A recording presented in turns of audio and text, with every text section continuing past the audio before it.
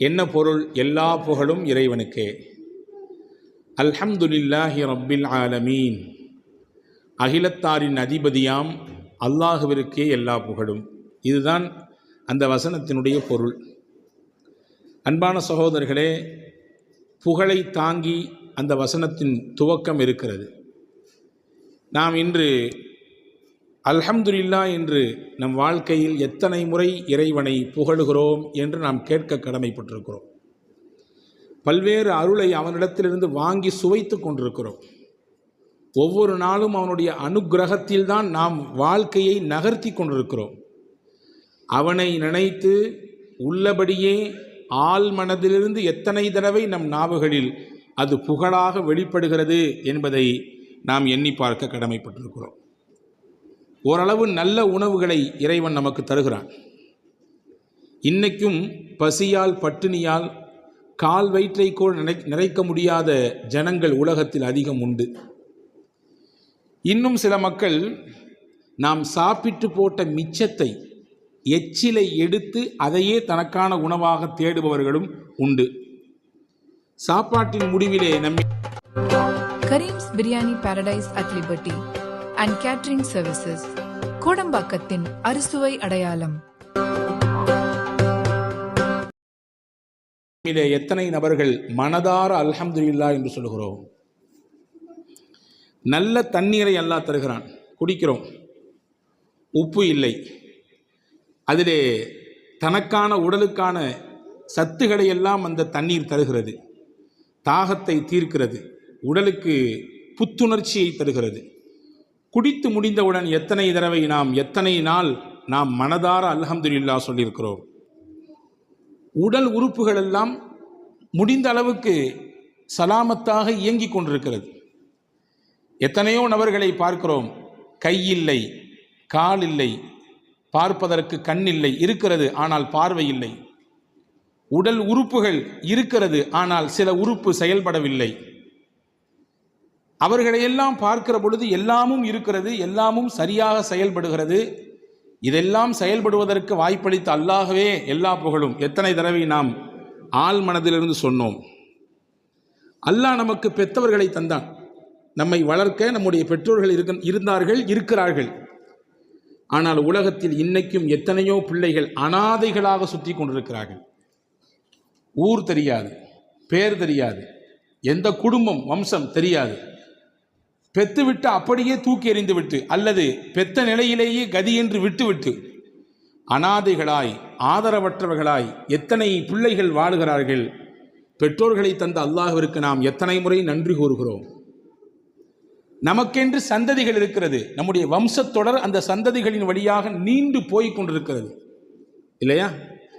ஆனால் திருமணமாகியும் பல்லாண்டுகள் ஏங்கி தவமாய் கிடக்கிறார்கள் எத்தனையோ தம்பதிகள். எங்களுக்கு ஒரு குழந்தை வேண்டும் என்று, எங்களுக்கு ஒரே ஒரு குழந்தை வாரிசு. அந்த குழந்தை வெள்ளையோ கருப்போ, நெட்டையோ குட்டையோ, அறிவாளியோ அல்லது அறிவில் குறைந்தவரோ, அதுவெல்லாம் எங்களுக்கு முக்கியமல்ல. எங்களுக்கு வேண்டும் ஒரு பிள்ளை.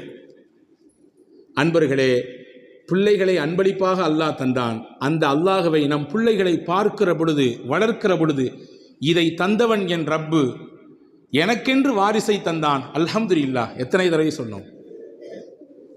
ஆரோக்கிய சீர்கேடுகள் நிறைந்த உலகம் இன்று. படுத்த படுக்கையில் பல்லாண்டுகள் கிடப்பவர்கள் இன்னைக்கு நிறைய உண்டு. கால்கை முடமாக்கப்பட்டு போய் எல்லாமே படுக்கையில், சிறுநீர், அவர்களின் உடல் உபாதை எல்லாம் படுக்கையில்.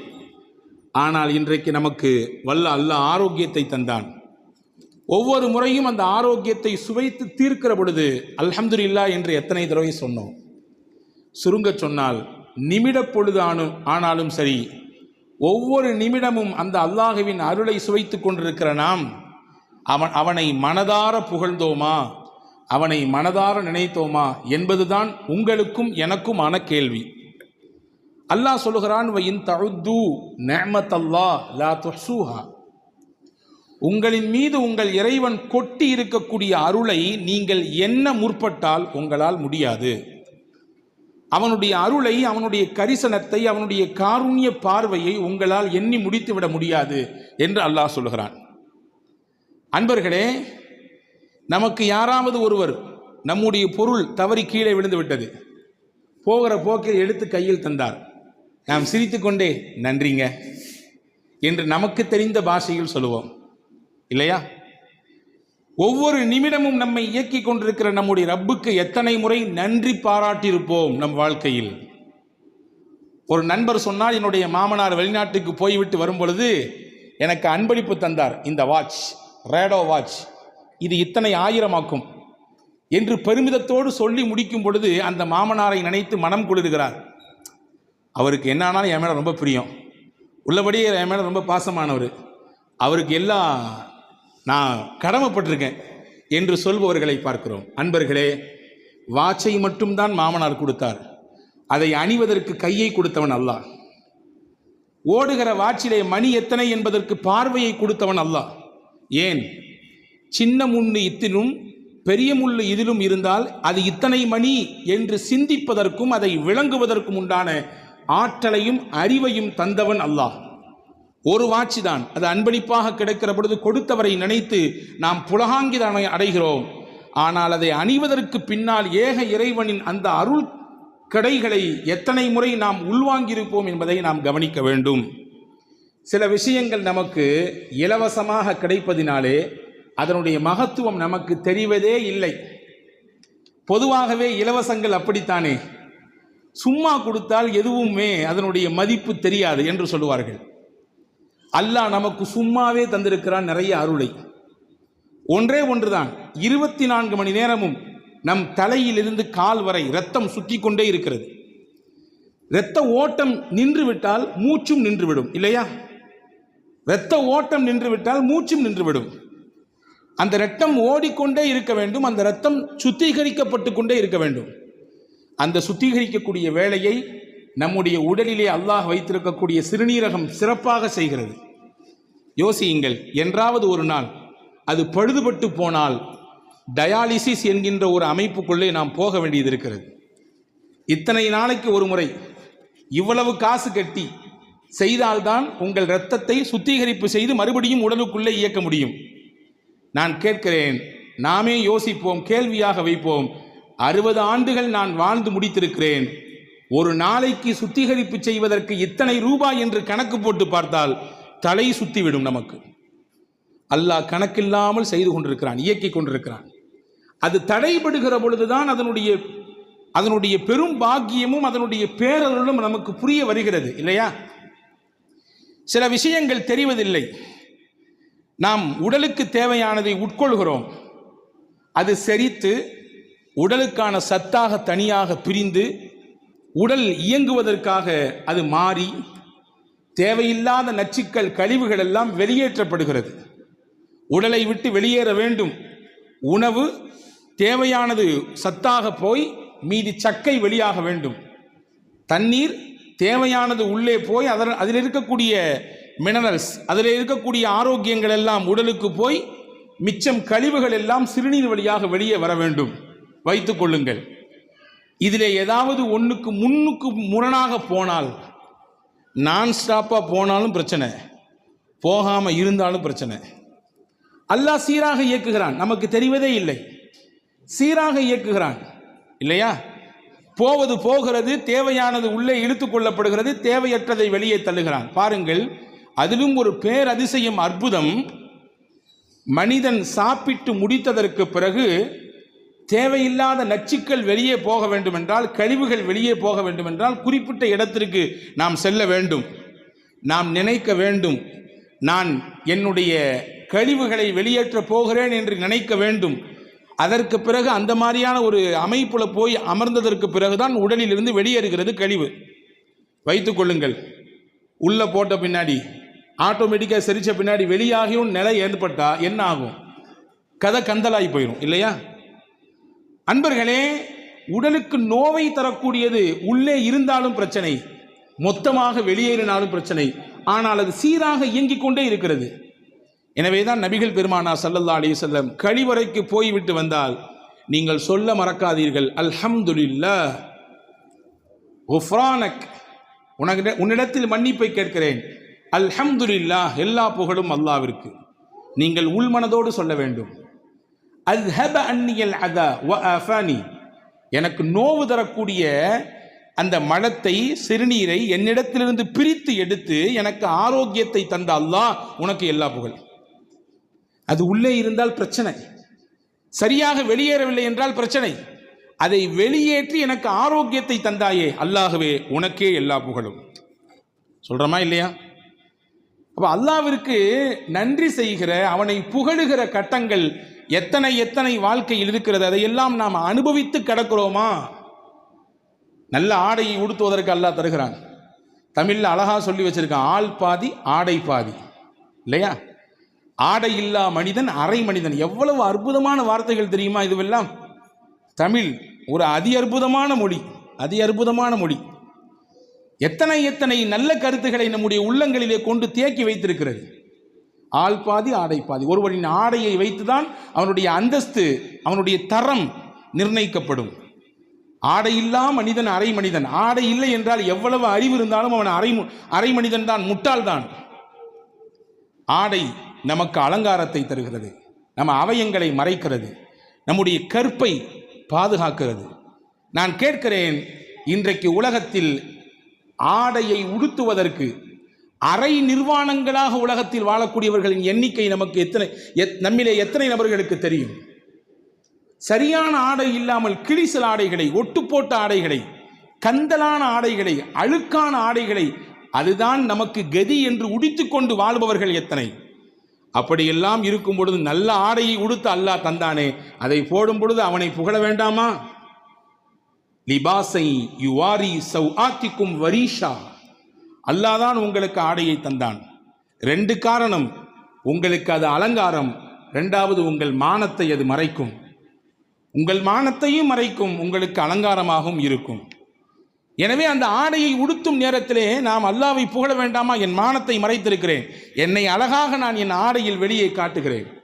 நபிகள் பெருமானா ஸல்லல்லாஹு அலைஹி வஸல்லம் ஒவ்வொரு நாளும் ஆடை உடுத்தும் பொழுதும் இந்த துஆவை ஓதுவார்கள். அல்ஹம்துலில்லாஹில்லதி கஸானி ஹாதா வ ரஸகனீஹி மின் கைரி ஹவுலு மின்னி வலா குவா. அல்லாஹ்வுக்கே எல்லா புகழும், அவனே எனக்கு ஆடையை உடுத்த தந்தான். இந்த ஆடை எனக்கு கிடைத்திருக்கிறது, ஏதாவது என்னுடைய முயற்சி உண்டா? கிடையாது. என்னுடைய முயற்சியோ என்னுடைய திறமையோ இல்லாமல் என்னை பாதுகாக்க, என் கற்பை மறைக்க, என்னை அலங்கரிக்க அல்லாஹ்வே தந்தான் இந்த ஆடையை, அவனுக்கே எல்லா புகழும் என்று ஒருவர் சொன்னால் அதற்கையும் பலன்னு சொன்னாங்க. ஒருத்தர் சட்டை போடும் பொழுது அல்லது பேண்ட் போடும் பொழுது, லுங்கி உடுக்கும் பொழுது இந்த துஆவை ஓதுகிறார். முஸ்னத் அஹமதிலே ஹதீஸ் வந்திருக்கிறது, குஃபிர லஹு மா தகத்தம மின் தம்பி, அவர் முன்னால் செய்த எல்லா பாவத்தையும் எல்லாம் அந்த துஆ அழிச்சிருந்தாங்க ஸல்லல்லாஹு அலைஹி வஸல்லம். அவர் செய்த பாவங்களுக்கெல்லாம் பரிகாரமாக இந்த துஆ மாறிவிடுகிறது என்றார்கள் பெருமானார் ஸல்லல்லாஹு அலைஹி வஸல்லம். இப்போ ஆடை உடுத்தும் பொழுது நாம் இதை யோசிக்கிறோமா? நல்ல உணவை நமக்கு அல்லாஹ் தருகிறான். பசி வந்ததற்கு பிறகு புசி என்றான், இல்லையா? ஆனால் இன்னைக்கு நம்மள பல பேருக்கு பசியே வர்றதில்லை. பசிப்பதற்கு முன்பாகவே சாப்பிடுகிறோம். அது ஒரு புறம் வைத்துக் கொள்ளுங்கள். ஒரு காலகட்டம் இருந்தது, அரை வயிறை நிரப்புவதற்கு பாடுபட்டார்கள். சோறே இல்லை. நம்முடைய முன்னோர்கள் சொல்லி கேள்விப்பட்டிருப்போம், எங்களுக்கெல்லாம் இந்த மக்காச்சோளம் தான், அதை அந்த மாவை எடுத்து கஞ்சி காய்ச்சி குடிப்போம். மரவள்ளி கிழங்கு தான், அதை தான் நாங்கள் அவிச்சு சாப்பிடுவோம். நல்லது போல்லது நாட்களில் மட்டும்தான் எங்களால் அரிசி சாப்பாடு சாப்பிட முடியும், இல்லையா? அப்படியெல்லாம் இன்றைக்கு இல்லாமல் விதவிதமான உணவுகளை அல்லாஹ் தருகிறான். விதவிதமான உணவுகளை நம்முடைய தேவைக்கு அதிகமாகவே அல்லாஹ் தருகிறான். யோசிக்கிறோம், உணவை சாப்பிட்டதற்கு பிறகு தந்த அல்லாஹ்விற்கு நன்றி சொல்கிறோமா, புகழுகிறோமா? நம்முடைய முயற்சியா? தானியம் நம்முடைய முயற்சியில் கிடைத்ததா? அல்லாஹ் கேட்கிறான், சூரா வாக்கியா ஓதப்பட வேண்டும் ஒவ்வொரு வீடுகளிலும். எது நடக்கிறதோ இல்லையோ, யாரை பற்றி எப்படி கழுவி குடிக்கிறோமோ குடிக்கவில்லையோ, ஒவ்வொரு நாட்களிலும் வீடுகளிலே சூரா வாக்கியா ஓதப்பட வேண்டும். பெருமானா சொன்னார்கள், வாக்கியா சூரா ஓதப்படுகிற வீடுகளுக்கு வறுமை அதன் வாசலுக்கு கூட வராது, ஏழ்மை அந்த வீட்டு வாசலுக்கு கூட வராது. பெருமானாரின் வார்த்தை, சத்திய வார்த்தை அது. அல்லாஹ் கேட்கிறான் அந்த சூரா வாக்கியாவில், அஃபரஐத்தும் மா தஹ்ருஸூன், நீங்கள் விதைக்கிறீர்களே விதை, அதை பார்க்கவில்லையா? அன்தும் தஸ்ரஊனஹு அம் நஹ்னு ஸாரிஊன், நீங்கள் விதையை மட்டும்தான் பூமியில் போட்டீர்கள், அதை உங்களுக்கு தானியமாக யார் தந்தது? அரிசியாக யார் மாற்றி கொடுத்தது? கோதுமையாக யார் மாற்றி கொடுத்தது? உங்களுக்கான உணவாக அதை யார் தந்தது? நீங்களா அல்லது நானான்னு கேட்கிறான் அல்லாஹ். கேட்ட அடுத்து ஒரு வார்த்தை கேட்பான் பாருங்க, ரொம்ப அற்புதமான வார்த்தை.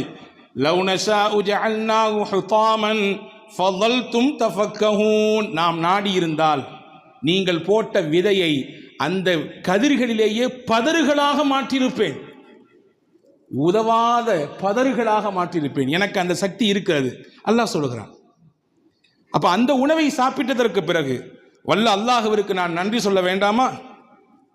சாப்பிட்டதற்கு பிறகு மட்டும் இல்லை பெருமக்களே, எத்தனையோ உணவுகளை வாயில் போட்டு மெல்லுகிறோம். சிலது நைஸா உள்ள இறங்கிறது, சிலது கஷ்டப்பட்டு இறங்குது, கடிக்க கூட முடியல, ரொம்ப கடினமா இருக்குது, நல்ல அதாவது ஜாமிதாக இருக்கிறது, ரொம்ப தடிமனாக இருக்கிறது. எப்படியோ வாயால் கடித்து மென்று உள்ளே தள்ளிவிட்டோம். யோசிக்கிறோமா என்றாவது? கடிப்பதற்கே இவ்வளவு வலுவாக இருந்தது, வயிற்றுக்குள்ளே இறங்கி எப்படி அது செரிமானமாகும்? செரிமானமாகுவதற்கென்று அல்லாஹ் ஒரு இயற்கையை வைத்தான். அவன் நுட்பமானவன். படைப்பின் திறன்களை ஆய்வு செய்து எந்த அடிப்படையில் மனிதனை உண்டு வெளியே தர வேண்டும் என்பதிலே தீர்க்கமான ஞானம் உள்ளவன். எனவேதான் அல்லாஹ் தன்னை ஹக்கீம் என்கிறான். ஹக்கீம் என்றால் நுட்பமானவன், நுண்ணறிவு மிக்கவன்.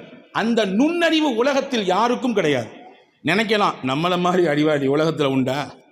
நான் சொல்ற மாதிரி யோசனை யாராவது சொல்லுவாங்களா? என்ன மாதிரி நிர்வாக திறன் யாருக்கும் உண்டா? என்ன மாதிரி உண்டான ஆற்றல் யாருக்கு சொல்லலாம்? எல்லாம். ஆனால் எல்லாம் ஒரு எல்லைக்கு உட்பட்டது. எல்லையை கடந்த ஞானம் அல்லாவிற்கு உண்டு. எனவே தான் அல்லாஹ் ஹக்கீம் என்கிறான்.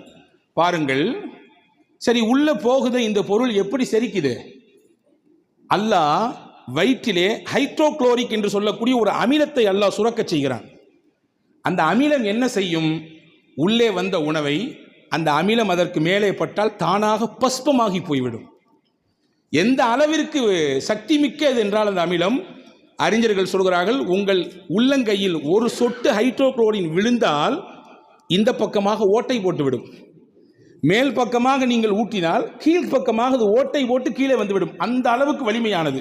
நீங்க கேட்கலாம் அடுத்த கொஸ்டின், அந்த வலிமையான அந்த ஹைட்ரோக்ளோரின் என்ற அந்த அமிலத்தை வயிறு எப்படி தாங்குகிறது? அப்படி என்றால் வயிற்றினுடைய அந்த உள் அமைப்பை அவ்வளவு நுட்பமாக இறைவன் படைத்திருக்கிறான். வருகிற உணவை செரிப்பதற்கும் இருக்க வேண்டும். அதே நேரத்தில் சுத்தி இருக்கக்கூடிய பாகங்கள் எதுவும் சேதாரமாகிவிடவும் கூடாது. அந்த அடிப்படையிலே மிக நுட்பமாக அல்லாஹ் படைத்தான். உட்கொள்ளுகிற உணவு செரிக்கிறது. நாம் யோசிக்கிறோமா? கொடுத்த ஒரு உணவை தந்த அல்லாஹ் பசியை ஆற்றினான், நம்முடைய மயக்கத்தை போக்கினான். அல்லாஹ்விற்கு எல்லா புகழும். அல்ஹம்துலில்லாஹில்லதி அத்அமனி வஸகானி வஜஅலனி மினல் முஸ்லிமீன். பெருமானார் ஓதுகிற துஆ இது. எனக்கு பசியோடு இருந்தேன், அவனே எனக்கு உணவு தந்தான். தண்ணீர் தாகத்தோடு இருந்தேன், அவனே எனக்கு நீர் தந்தான். இறைவா, என்னை முஸ்லிம்களில் ஒருவராக ஆக்கிவிட்டாய், உனக்கே எல்லா புகழும். தண்ணீர் குடிக்கிறோம் இல்லையா? 71% உலகத்திலே நீர், 29% உலகத்திலே நிலப்பரப்பு. நம் எல்லோரும் தெரிந்தது. 71% நீர்ப்பரப்பை வைத்த அல்லாஹ் மனிதன் குடிக்கிற நீரையும் உப்பாக மாற்றிருந்தால் என்ன நடக்கும்? தோண்டுகிற இடங்களிலெல்லாம் எல்லா இடத்திலும் உப்பும் நீர் மட்டும் வெளிப்பட்டால் என்ன நடக்கும்? அன்பர்களே, தாகம் எடுக்கிறது, தண்ணீர் குடிக்கிறோம், நமக்கு புத்துணர்ச்சி கிடைக்கிறது.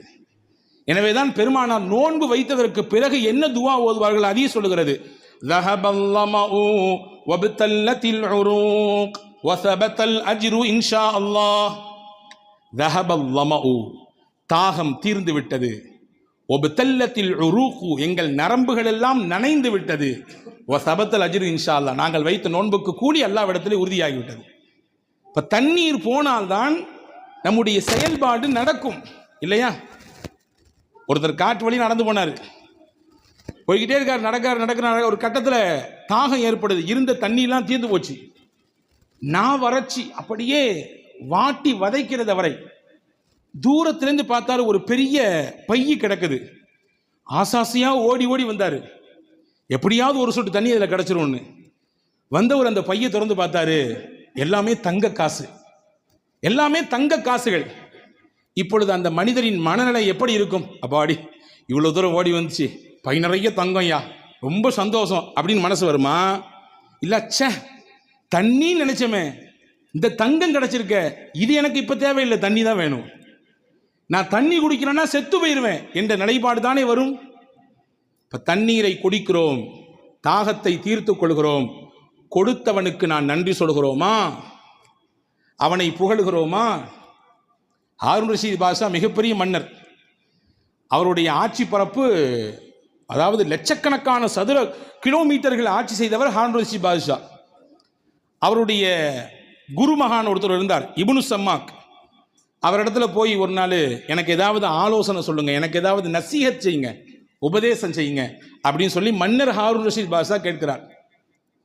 அந்த ஆசிரியர் கேட்டாரு, பாப்பா எல்லாம் இருக்கு உனக்கு, ஆனால் ஒரு குவளை தண்ணி மட்டும் உனக்கு கிடைக்கல, தண்ணி உனக்கு இல்லை, ஒரு குவளை தண்ணி உனக்கு இல்லை, என்ன செய்வா நீ கேட்டார்.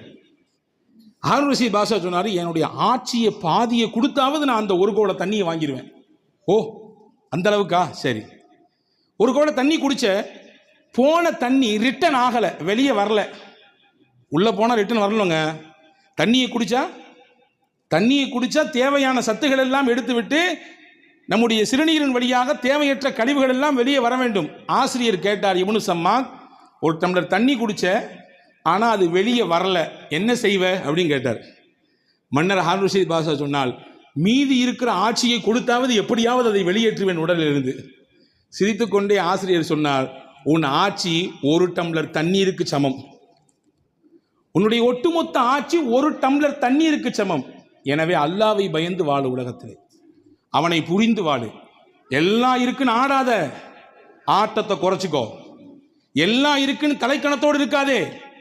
இந்த உலகம் ஒரு டம்ளர் தண்ணீருக்கு சமம். உள்ளே போவதற்கும் வேண்டும் வழி, வெளியே வருவதற்கும் வேண்டும் வழி. புரிந்து கொள், இதுதான் நான் உனக்கு தரக்கூடிய ஞான உபதேசம் என்றார் இப்னு சம்மாக் ரஹ்மத்துல்லாஹ். அன்பு சகோதரர்களே, அல்லாஹ்வை நாம் புகழ வேண்டாமா? அல்ஹம்துலில்லாஹ் என்று எத்தனை முறை மனதார சொல்லியிருக்கிறோம். அன்பு சகோதரர்களே, புகழ்ந்தால் என்ன கிடைக்கும்? நீங்கள் என்ன எதிர்பார்க்கிறீர்களோ அதை விட பன்மடங்காக கிடைக்கும். இன்னைக்கு நிறைய இருக்குன்னு ஆசைப்படுறோம். என்னுடைய பொருளாதாரம் நல்ல பரக்கத்தாக இருக்கணும், என் குடும்பம் பரக்கத்தாக இருக்கணும், நான் கை வைக்கிற இடம் எல்லாமே பரக்கத்தாக இருக்கணும், நான் ஆரம்பிச்சிருக்கக்கூடிய தொழில் ஓஹோன்னு போகணும், எல்லாரும் ஆசைப்படுறோம். தப்பு ஒன்றும் கிடையாது. நியாயமாக இருந்தால் வரவேற்க வேண்டியது. நல்லா இருக்கணும், நல்ல உடை உடுத்தணும், நல்லா சம்பாதிக்கணும், நல்ல குடும்பத்துக்கு செலவழிக்கணும், நல்ல எண்ணம். சொல்லப்போனால் மூமியின் எண்ணம் அப்படி தான் இருக்கணும். ஆனால் வச்சுக்கோங்க, அது பேருக்கும் பெருமைக்கும், ஊர் போற்றுவதற்கும் ஓஹோ என்று இவர் வாழுகிறார் என்ற பேச்சுக்கும் இருக்குமையானால் அதுதான் கேள்விக்குறியானது. அப்போ நமக்கு கிடைக்கிறது அதிகமாக கிடைக்கணும். என்ன செய்யணும்? சிம்பிள். அல்லாஹ் என்ன உங்களுக்கு கொடுத்துருக்கானோ அந்த அல்லாவை நீங்கள் புகழுங்க, அல்லாஹ் கூட்டி தருவான் உங்களுக்கு. ஒன்று கிடைச்சாலும் அல்லாவிற்கு நீங்கள் புகழ் மாலை செலுத்துங்கள், அல்லாஹ் அந்த ஒன்றை 10ஆக மாற்றி தருவான். இது நான் சொல்லவில்லை, குர்ஆன் சொல்லுகிறது. லஇன் ஷகர்தும் லஅஸீதன்னகும், உங்களுக்கு இறைவன் கொடுத்த அருளுக்கு நீங்கள் நன்றியோடு புகழ்ந்தால் நான் உங்களுக்கு கொடுத்ததை இன்னும் கூட்டிக் கொண்டே இருப்பேன். மல்டிப்ளிகேஷன் போட்டே இருப்பான். 1 3 6 6 12 12 24 இப்படி போய்கிட்டே இருங்க. ஹதரத் இமாம் முஸ்னத் அஹமதிலே ஒரு செய்தி வந்திருக்கிறது. முஹம்மது ஸல்லல்லாஹு அலைஹி வஸல்லம் ஒரு நாள் பள்ளிவாசலுக்கு வெளியில நிற்கிறார்கள். ஒரு மனிதர் வருகிறார். ரசூலுல்லாஹ் கையில் ஒரே ஒரு பேரித்தம் துண்டு இருந்துச்சு, ஒரே ஒரு பேரித்தம் பழம். அவர் கையில் ரசூலுல்லாஹ் கொடுத்தாங்க. வாங்கினவர் பார்த்துட்டு, ஒரு பேரிச்சம்பழம் என் காவயிருக்கு பத்துமா, என் நாக்கு கூட ஒட்ட முடியாத, இது எப்படி யார் ரசூலுல்லாஹ் கையில் கொடுத்துட்டு போயிட்டார். ரசூலுல்லாஹ் சிரிச்சாங்க. கொஞ்ச நேரம் கழிச்சு அதே வழியில் இன்னொருத்தர் வந்தார். அவர் கையில் அந்த ஒரு பழத்தை கொடுத்தாங்க. அவர் சொன்னார், அல்ஹம்துலில்லாஹ், யார் கையால் இந்த பழம் எனக்கு கிடைக்கப்பட்டிருக்கிறது? உலகத்தின் அதிபதியாம் அல்லாஹுவின் இறை தூதராச்சே, அவர்கள் கையால் அல்லாஹ் எனக்கு ஒரு பழம் தந்திருக்கிறானே, அல்லாவே உனக்கே எல்லா புகழும். ரசூலுல்லாஹ் சிரிச்சாங்க. சிரிச்சிட்டு பக்கத்துல இருந்து ஒருத்தரை கூப்பிட்டு சொன்னாங்க, உம்மு சலமா, தன்னுடைய துணைவியார் உம்மு சலமா அம்மாட்ட 40 திர்ஹம் தங்க காசு இருக்கு, வாங்கிட்டு வாங்கன்னாங்க. அவர் ஓடி போய் வாங்கிட்டு வந்தார். அதை அவர் கையில் கொடுத்து, அல்லாஹ் உனக்கு பரக்கத் செய்வான், போயிட்டு வாங்க ரசூலுல்லாஹ். அன்பர்களே, ஒரு செய்தி தான், 2 தகவல் இருக்கிறது. முதலானவர் கிடைத்தது ஒன்று, இதை வைத்து என்ன செய்வது என்று யோசித்தார். உள்ளதும் போச்சு, நொல்லை கண்ணா போச்சு. 2ஆம் நபர் கிடைத்தது ஒன்றுதான், ஆனால் கொடுத்தது யார்? அல்லாஹ். யார் வழியாக தந்தான்? அல்லாஹ், அல்லாஹ்வின் தூதர் வழியாக தந்தான். நன்றி சொன்னார், அல்லாஹ்வை புகழ்ந்தார். உடனே அல்லாஹ் கொடுத்தான் 40 தங்க காசு. எது இருக்கிறதோ அதை ஏற்றுக்கொள்ள வேண்டும், குறைபட்டு கொள்ளக்கூடாது. அல்லாஹ் தருவான் என்று நம்பி அவனை புகழ வேண்டும். இருந்தால் அல்லாஹ் மனமான வாழ்க்கையை, இரட்டிப்பான வாழ்க்கையை அல்லாஹ் திருப்பி தருவான். புகழ வேண்டும் என்ற எண்ணம் நமக்கு வர வேண்டும். அல்லாஹ் என்னெல்லாமோ தந்திருக்கிறான். பொதுவாகவே மனிதனுடைய இயற்கை என்ன தெரியுமா? இருக்கிறத வச்சு திருப்தி படவே மாட்டான். இயற்கை இல்லாத ஒன்றை மட்டும்தான் தேடிக்கிட்டே இருக்கும் மனுஷன் மனம். கண்ணாடிக்கு முன்னாடி போய் நின்னா என்ன பண்ணோமா? கொஞ்சம் குண்டா இருக்கணும்ல, ஒல்லியாக இருந்தால் நல்லா இருந்திருக்கும். கொஞ்சம் வெள்ளை கம்மி, இன்னும் கொஞ்சம் வெள்ளையாக இருந்தால் நல்லா இருந்திருக்கும். சுருட்ட முடியா இருக்குது, கொஞ்சம் நீள முடியா இருந்தா. இருக்கிறது எல்லாம் சிறப்பாக அல்லாஹ் வைத்திருக்கிறான். ஆனால் மனித மனம் இல்லாததை நோக்கியே தேடும். இருப்பது அல்லாஹ் கொடுத்தது, அவனை புகழ வேண்டும் என்ற எண்ணம் வந்து விட்டாலே அதுவே அல்லாஹ்வின் மிகப்பெரிய கரிசனம் என்கிறார்கள் பெருமக்கள். மூசா அலைஹிஸ்ஸலாம் அல்லாஹ்ட்ட கேட்டாங்களா, யா அல்லாஹ், எத்தனையோ அருள் செஞ்சிருக்கேன், எனக்கு உன்னை எப்படி நான் புகழ்றது, நீ எனக்கு சொல்லித்தாயேன்னு கேட்டாங்களாம்.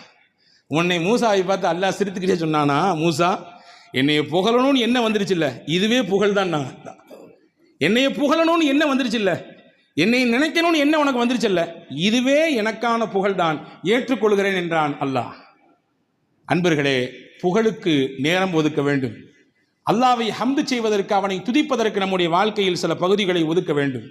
இல்லாதை நினைத்து குறைப்பட்டு கொண்டே இருப்பதை இழந்து வாழுகிற சூழல் தான் இன்னைக்கு அதிகரித்திருக்கிறது. உமர் ரலியல்லாஹு அன்ஹு வீதியில் நடந்து வர்றாங்க. ஒரு மனுஷர் முன்னாடி வந்தார். தோழரே எப்படி இருக்கீங்க கேட்டார். நம்மள்ட்ட கேட்டால் என்ன சொல்லுவோம்? நல்லா இருக்கும், அல்ஹம்துலில்லாஹ், நல்லா இருக்குன்னு சொல்லுவோம். அதே மாதிரி நல்லா இருக்குன்னாரு. உமர் ரலியல்லாஹு மறுபடியும் கேட்டாங்க, எப்படி இருக்கீங்க, சத்தமாக கேட்டாங்க. மறுபடியும் சொன்னார், நல்லா இருக்கேன்னாரு. மறுபடியும் கொஞ்சம் சத்தத்தை கூட்டி சொன்னாங்க, எப்படிங்க அப்படின்னு கேட்டாங்க. அவர் புரிஞ்சுக்கிட்டாரு, அல்ஹம்துலில்லாஹ் நல்லா இருக்கேன்னாரு. உடனே உமர் ரலியல்லாஹு சொன்னாங்க, இந்த வார்த்தையை வாங்கத்தான் 3 கேள்வி கேட்டேன்னாங்க. நல்லா இருக்கிறேன்றது ஒன்று, அல்ஹம்துலில்லாஹ் நல்லா இருக்கிறேன்றது இன்னொன்று. இதுதான் தேவை. எப்படி இருக்கிறீங்க? எப்படி இருக்க? மாத்திரையோடு கடந்து வாழ்கிறேன், முட்டி வலி, காலு வலி, வியாபாரம் எப்படி போகுது பாருங்க, கேட்டு பாருங்க. எல்லாருமே ஜிஎஸ்டி பிரச்சனை, அந்த பிரச்சனை, இந்த பிரச்சனை, என்னமோ போய்கிட்டு இருக்கு. இல்லை, எது இருந்தாலும் அல்லாஹ் கொடுத்து கொண்டிருக்கிறான், அல்ஹம்துலில்லாஹ். வலியோடு வாழுகிற வாழ்க்கை தான். வலியோடு வாழ்க்கை இல்லை என்றால் வாழ்க்கையை ரசிக்காது. சில வழிகளை அல்லாஹ் தருவான், அதுவும் நம்முடைய பாவங்களை கரைக்கத்தான். வலியோடு உண்டான வாழ்க்கை தான். இருந்தாலும் அல்லாஹ் நல்லா வச்சிருக்கான், அல்ஹம்துலில்லாஹ் என்று சொன்னால் அந்த வார்த்தைக்கினுடைய பரக்கத்தை கொண்டே அல்லாஹ் நம்மை நல்லா வைத்து விடுவான். அல்ஹம்துலில்லாஹ் வியாபாரம் நல்லா இருக்கு என்று நீங்கள் சொல்லி பாருங்கள், அந்த வார்த்தையின் பரக்கத்தை கொண்டே அல்லாஹ் வியாபாரத்தை செழிப்பாக்கி விடுவான். அல்ஹம்துலில்லாஹ் குடும்பம் சிறப்பாக இருக்கு, பிள்ளைகள்லாம் சிறப்பாக வளர்ந்துட்டு இருக்கிறாங்க என்று சொல்லி பாருங்கள், அந்த வார்த்தையின் பரக்கத்தை கொண்டே அல்லாஹ் சிறப்புமிக்க குடும்பமாக மாற்றி கொடுத்து விடுவான். ஒரு விஷயம்தான், அல்லாஹ் நமக்கு பார்த்து பார்த்து செய்கிறான் அருள் ஒவ்வொன்றையும். அந்த அருளுக்கெல்லாம் நன்றியுள்ளவர்களாக நாம் இருக்க வேண்டும் என்று விருப்பப்படுகிறான். நன்றியின் வெளிப்பாடு உங்கள் நாவிலிருந்து அல்ஹம்துலில்லாஹ் என்று வர வேண்டும் என்று ஆசைப்படுகிறான். எனவேதான் பெருமானார் சொன்னார்கள், துவாக்களில் சிறந்தது எது தெரியுமா? அல்ஹம்துலில்லாஹ் என்று சொல்லுவதுதான். இதை விட பெரிய துவாவே இல்லைன்னு நாங்கள் சொல்லுவோம். இதை விட பெரிய துவா இல்லை. அல்ஹம்துலில்லாஹ் என்பதை விட பெரிய துவா வேறொன்றும் இல்லை. ஒரு நாள் மஸ்ஜித் நபவியில் தொழுகை நடக்கிறது. ரிஃபாஅத் இப்னு ராஃபி என்ற நபித்தோழர் தொழுதுட்டு இருக்காங்க. ரசூலுல்லாஹ் பின்னாடி அவரும் நிற்கிறாரு. திடீர்னு தும்மல் போட்டார். தும்மல் போட்டவுடன் அல்ஹம்துலில்லாஹ் சொல்லணும் அவருக்கு முன்னாடி சொல்லி தரப்பட்டிருக்குது. அவர் சொன்னார், அல்ஹம்துலில்லாஹி ஹம்தன் கதீரன் தய்யிபன் முபாரக்கன் ஃபீஹி கமா யுஹிப்பு ரப்புனா வ யர்தாஹு. அல்லாஹ்வுக்கே எல்லா புகழும், பரக்கத்தான புகழ். இந்த வார்த்தைகளை சொல்லி அல்லாஹ்வை தஸ்பீஹ் செய்து விட்டார், புகழ்ந்து விட்டார். தொழுது முடிச்சோம் ரசூலுல்லாஹ் திரும்பி பார்த்து, யாருங்க தும்மல் போட்டது, யாருங்க பேசுனது தொழுகையில் அப்படின்னு கேட்டாங்க. இவர் அமைதியாக நின்னார். ஐயோ, நம்ம எதுவும் தப்பு பண்ணிட்டோம் போல தெரியுது, கண்டிஷன் பண்ண போகிறாங்களோ. 2வது தடவை கேட்டாங்க ரசூலுல்லாஹ், யாருங்க தொழுகையில் இடையில ஏதோ பேசிட்டு இருந்த மாதிரி தெரிஞ்சு, பதில் சொல்லலை. 3வது தடவை கேட்டவன ரிஃபாஅத் இப்னு ராஃபி ரலியல்லாஹு சொன்னாங்க, யா ரசூலுல்லாஹ், நான் தான் தும்மிட்டேன், அதனால் ஹம்து செஞ்சேன், அல்லாஹ்வை புகழ்ந்தேன். ஓ அப்படியா? வல்லதி நஃப்ஸி பியதிஹி லக்கத் இப்ததரஹா பில்அத்து வ ஸலாஸூன மலக்கா அய்யுஹும் யஸ்அது பிஹா. நான் பார்த்தேன், நீங்கள் சொன்ன புகழ், நீங்கள் சொன்ன ஹம்து அல்லாஹ்வுக்கு எவ்வளவு பிடிச்சு போச்சுன்னா 30 சொச்சம் மலக்குமார்கள் போட்டி போட்டு நிற்கிறாங்க, இதனுடைய நன்மையை நான் தான் அல்லாஹ்ட்ட கொண்டு போவேன்னு சொல்லி.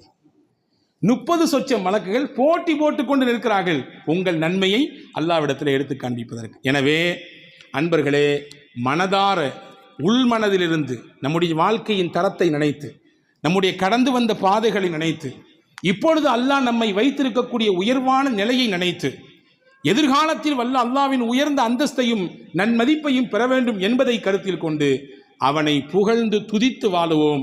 அதுதான் அர்த்தமுள்ள வாழ்க்கை. நம் வாழ்க்கைக்கான ஆதாரமும் அந்த புகழ்தான். வல்ல அல்லாஹ் அப்படிப்பட்ட நிலையோடு வாழ்வதற்கு அல்லாஹ் நம் யாவருக்கும் தௌஃபீக் செய்வானாக. ஆமீன். வாஹிரு தாவான் அல்ஹம்துலில்லாஹி ரப்பில் ஆலமீன். அஸ்ஸலாமு அலைக்கும்.